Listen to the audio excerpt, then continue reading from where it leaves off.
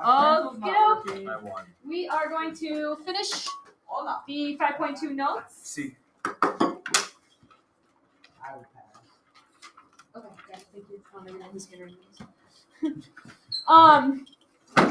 Finishing up division with polynomials.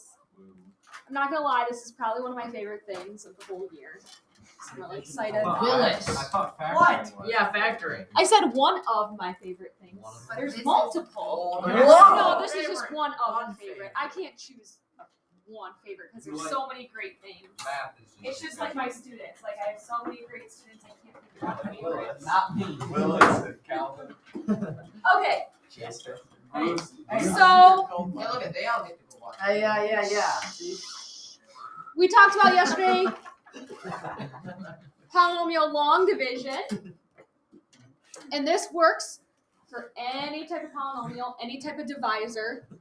And then we have this kind of like shortcut method, if you will, called synthetic division. Now I wrote out the steps here. Obviously, I'm going to walk you through like 4 of the problems.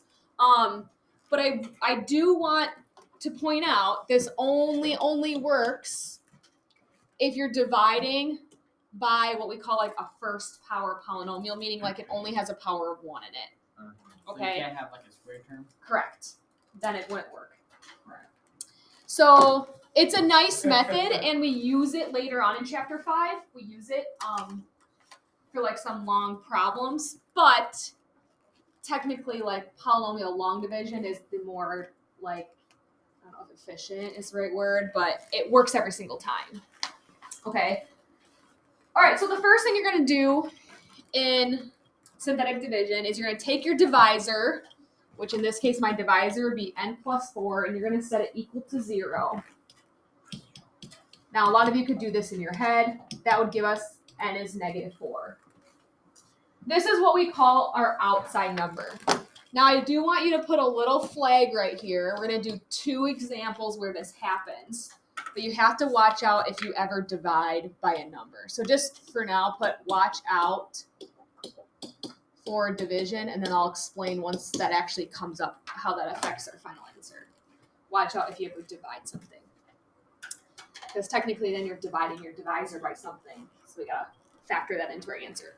Okay, so what you do, this is really fun, is you take your dividend and you just copy down the coefficients.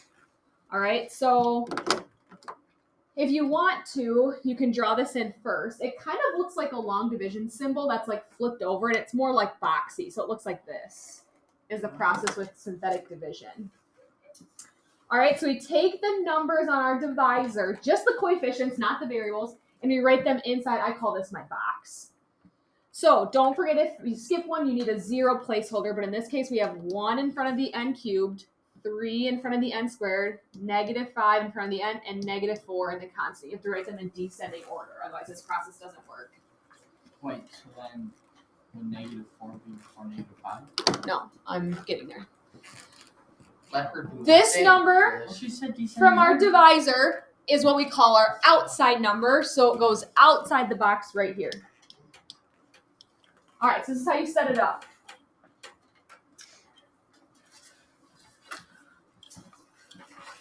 Again, if you skip a term, you have to put in a 0, otherwise this process doesn't work. Okay, here's the process. I'm kind of on step 3. You bring down the first coefficient. So I'm going to bring down this 1, and you're going to put it outside the box. Okay, basically anytime you're outside the box, you're going to multiply it to your divisor number. So folks, what's 1 times negative 4? Negative 4, and you're going to write that product right underneath here. Here's the part where it's different from long division. We actually add these coefficients together now instead of subtract. We add them. So 3 plus negative 4 is what? Negative 1. Negative 1. You add straight down. And then it's negative 1 times negative. Yep, now we're back outside the box, so now we're going to multiply again. Negative 1 times negative 4, positive 4. Okay, inside the box, we add straight down. We get another negative 1. Outside the box, I multiply again. Negative 4 times negative 1 is positive 4. Now I'm inside the box. add, I get 0. Okay, this last number right here is your remainder. So this one actually evenly divided. These numbers right here are your coefficients in your final answer. All right? So what we talked about yesterday is if I had like a power of 3 in my dividend and I divided it by a power of 1, what power should my answer be? 2. So my quotient, my answer is 1n squared minus 1n minus 1 with a remainder of 0. That right there would be my answer. Whoa. Yeah. Isn't that cool? Crazy. Way shorter than long division, right? That Mind equals blow. And if you do long division, you get the same answer? You betcha. You want to try it? No. Wesley, we'll put you on that duty. Wesley's going to check by doing long division. Wesley, do it. No. This is why I get Willis. Yes. You have to make it. Okay, so this is what I kept pointing out yesterday. If you have, like this example, we started with a power of 4, right? And you divide it by a power of 2. What's 4 minus 2? Your answer should be a power 2. Okay, let's go back to this one. What was my power of this dividend? The dividend. That's this number. 2. And I divided it by a power of 1. That's 8 to the first. My answer was a power of 1.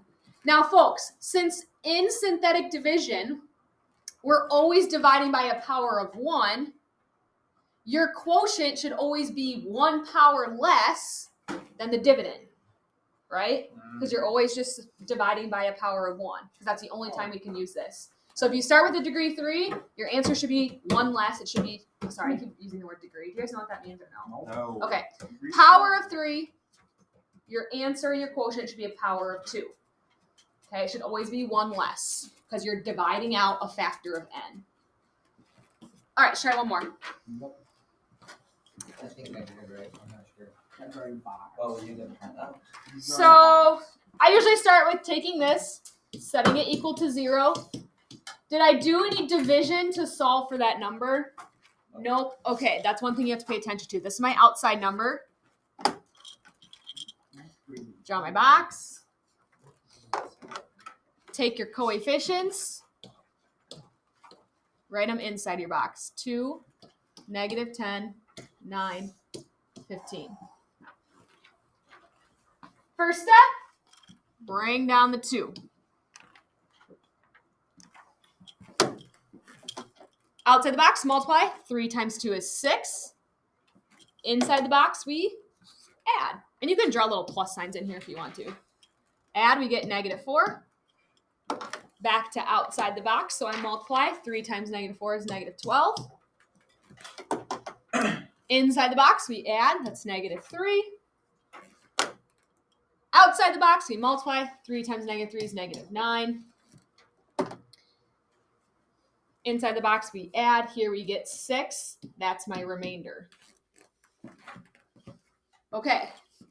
Now, what power was my dividend? 3. My divisor was 1. My dividend was 3. So my answer should be power of what? 2.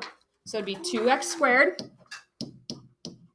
And then it just goes in descending order. It brings out, if you do this in the correct order, it brings out your quotient like in that standard form. And like having the x squared term first, then the x term, then the constant. Then the remainder we write just like we did before. 6, that's still being divided by x minus 3.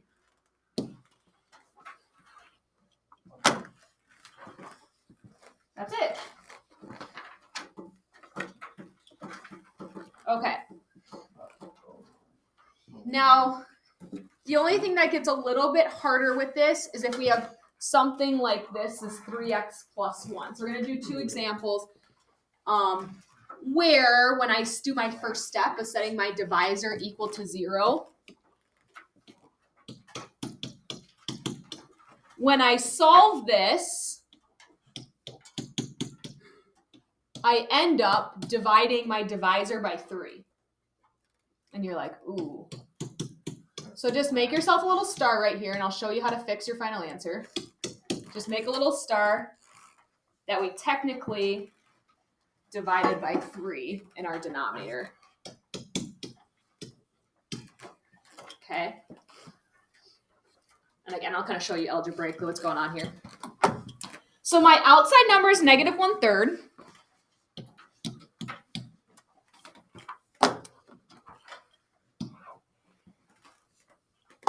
Okay, notice on this one, I start with the power of 4, 3, -5, 1, 7. See how I have no constant? 0. Good, Carter. Need a placeholder. You have to have a placeholder, otherwise it doesn't work. Okay, bring down the 3. All right, team, what's 3 times negative 1/3? 1. Negative 1. -5 plus -1? -6. -6 times negative 1/3? +2. Good. 1 plus 2? 3. 3 times negative 1/3? -1. 7 plus -1? 6. 6 times negative 1/3? -2. 0 plus -2? -2. There is our remainder.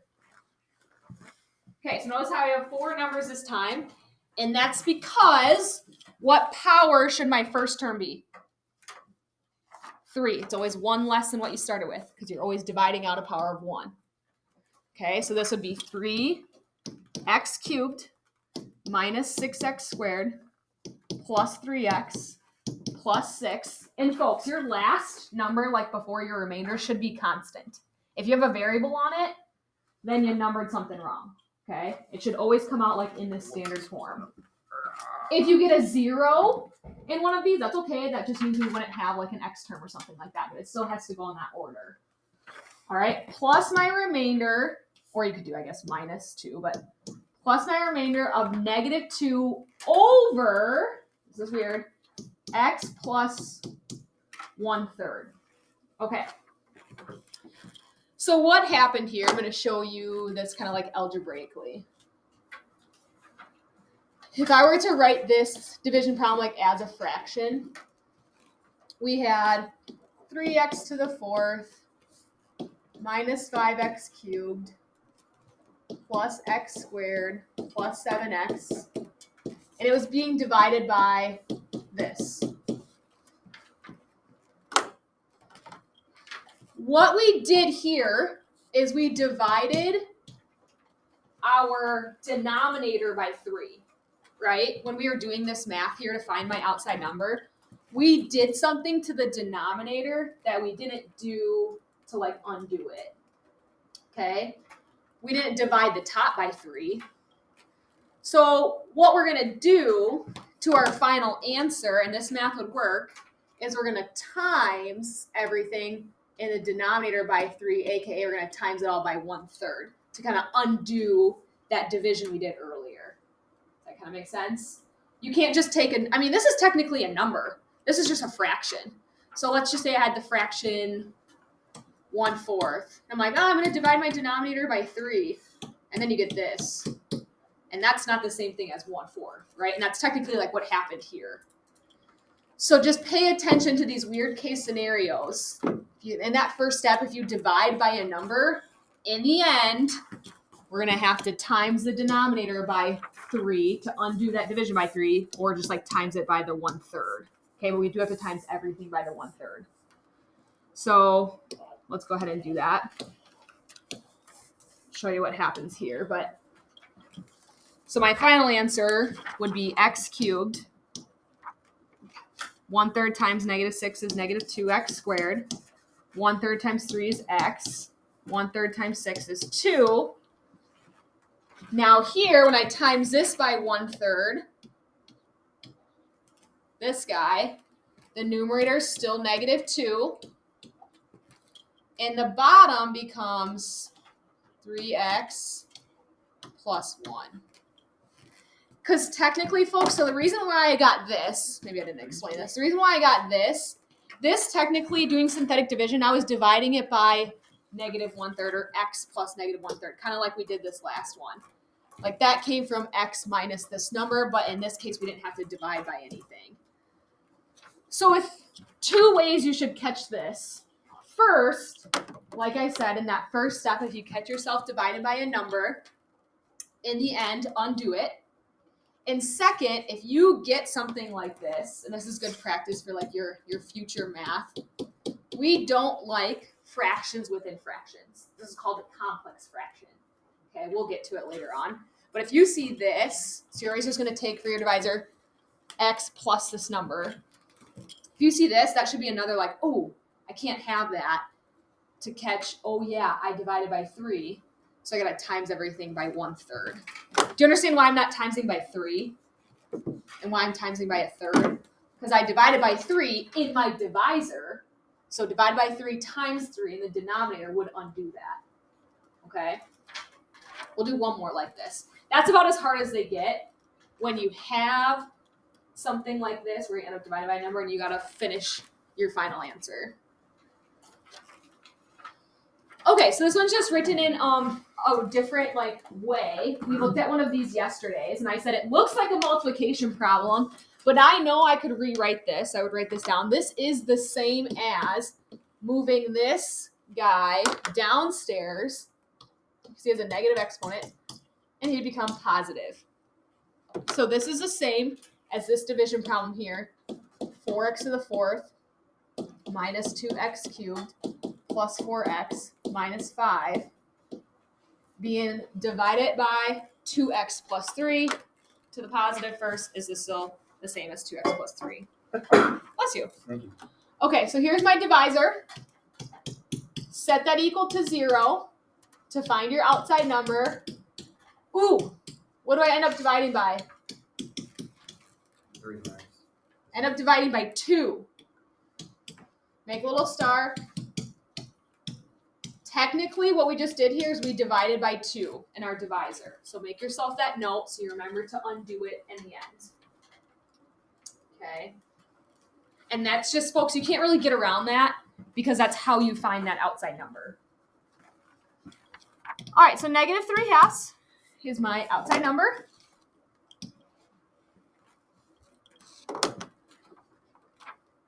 My coefficients here, I'm starting with an x to the 4th, so 4, negative 2. Oh, see how I skipped x squared? Uh-oh. I need a 0. You're working ahead of me and you forgot that. Your answer's going to be wrong. I didn't forget it, Willis. 4, negative 5. All right, bring down the 4.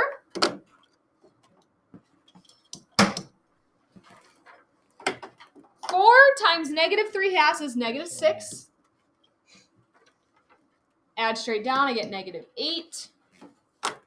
Negative 3/2 times negative 8 is positive 12.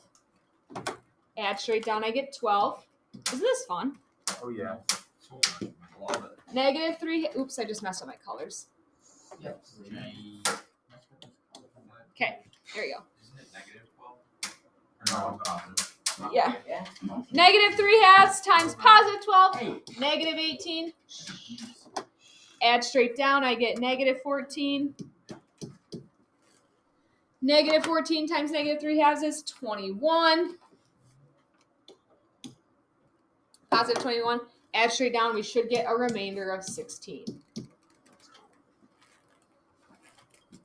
Okay, so technically my answer from this work is 4x cubed minus 8x squared plus 12x minus 14 plus my remainder of 16 that's being divided by this, which is x plus 3/2. It's always x plus that number. It's being divided by that. All right, now I see this fraction within a fraction, and I have this note to myself that I divided my divisor by 2. So what would I need to do to this? Multiply by 1/2. Good. Multiply the denominator by 2. AKA multiply the whole quotient by 1/2. Okay, that's not hard to do. You just take half of all these terms. So that'd give us 2x cubed minus 4x squared plus 6x minus 7. Okay, careful with this one. Let's do the math here. plus 16 times 1 is 16. 2x plus 3, and then that should match. That should like get you back to your original divisor. Okay, then what?